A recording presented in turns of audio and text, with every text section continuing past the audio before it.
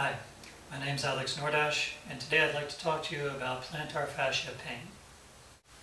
Now, if you don't know what the plantar fascia is, it's a band of tissue that runs along the underside of your foot, from the heel all the way up, and then it splits and it goes into the toes. Now, one of the most common conditions when you have plantar fascia pain is something called plantar fasciitis. And the itis at the end of plantar fasciitis means inflammation. Unfortunately, plantar fasciitis is so common that even when you might have some other problem with your plantar fascia, doctors and pretty much everybody else still calls whatever condition you might have plantar fasciitis. This is understandable because over 1 million people a year do actually have plantar fasciitis pain.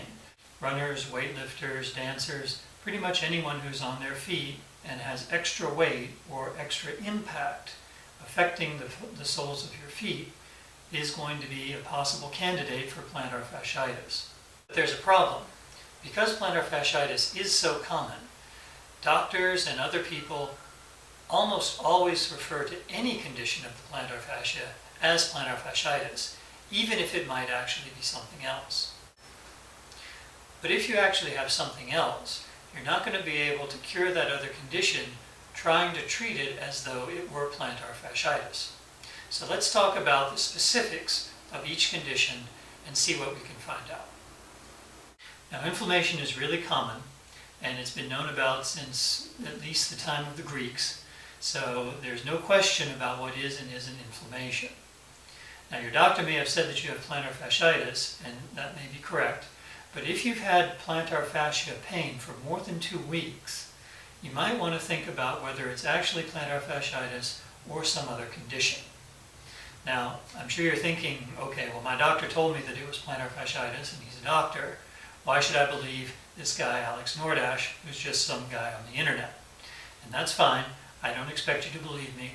Instead, what I'm going to do is I'm going to give you some tests that you can perform on yourself, and you can see for yourself whether or not you actually have the symptoms that indicate inflammation.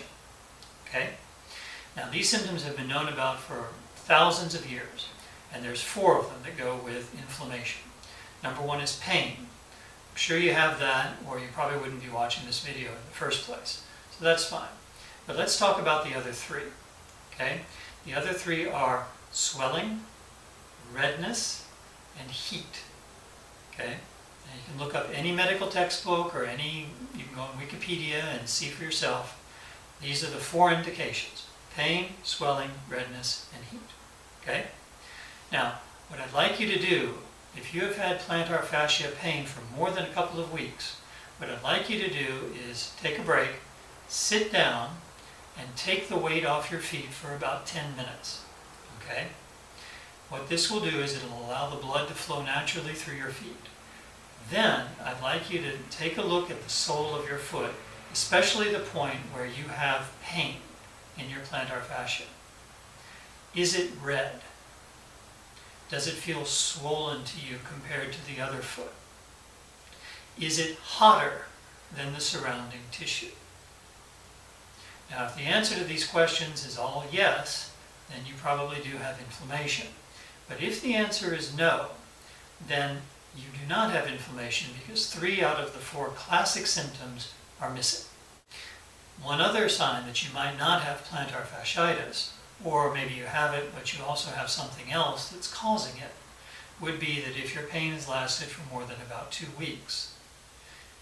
Inflammation is usually a fairly short-lived process. If you remember, if you had your tonsils out, tonsillitis only lasts for about 10 days, right? Or the last time you had a splinter in your finger, what happened? It swelled up, it probably got a little bit red, and you may not remember it, but probably that small area of your finger was probably a little hotter than the rest of it, or than the finger on your other hand. So, if you don't have redness, swelling, and heat, and if your pain has lasted for more than 2 weeks, I'm going to suggest that you have a different condition, one that is called plantar fasciosis. Now, in medical terms, an osis is quite a bit different from an itis. Itis indicates inflammation, an Stenosis means that you actually have degeneration of the tissue, so it's a lot more serious. If you have plantar fasciosis and you're trying to treat it like plantar fasciitis, then you're not going to get very far. And maybe you've already experienced this yourself.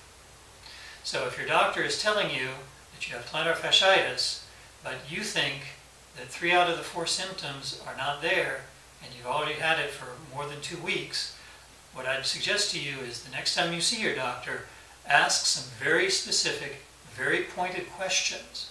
How is it that you have inflammation when 3 out of the 4 classic symptoms simply aren't there?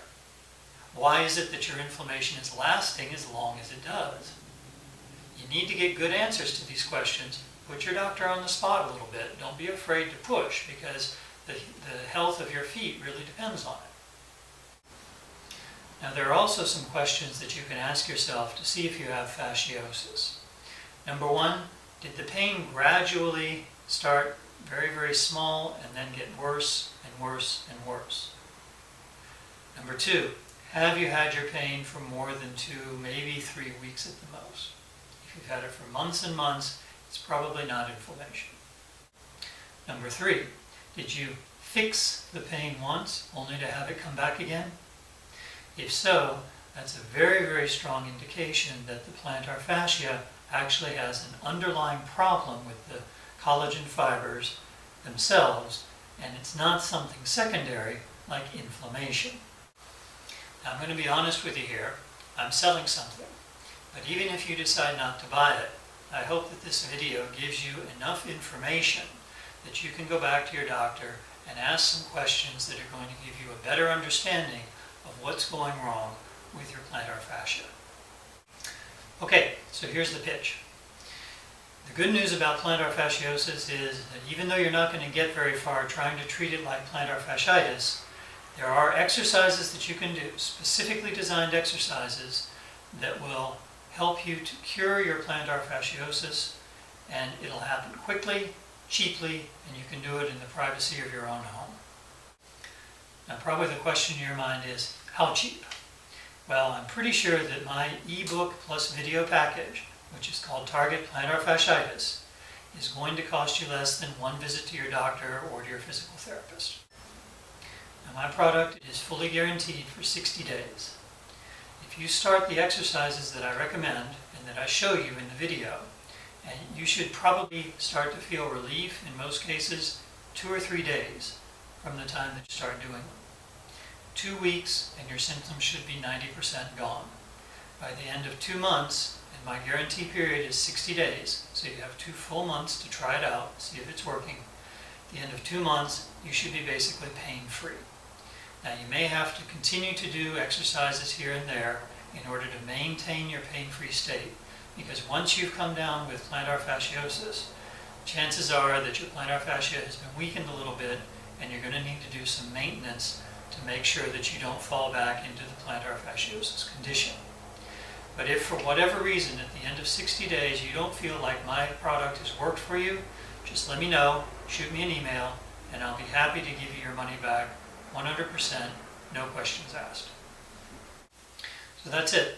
If you're interested in knowing more about my techniques, if you want to read a little bit more about plantar fasciitis, plantar fasciosis, various plantar fascia conditions, then please go to my blog. There's a link below the video. The blog is www.targetplantarfasciitis.com, and I've got quite a few articles up there, as well as other information that you can use to determine whether you have plantar fasciitis or plantar fasciosis. In fact, there's a test that's specifically designed to tell you that, and it'll only take you about 1 minute. It's totally free. There's no obligation, no opt-in or anything like that. Okay? So, hope this video has been helpful to you, and best of luck with your plantar fascia pain.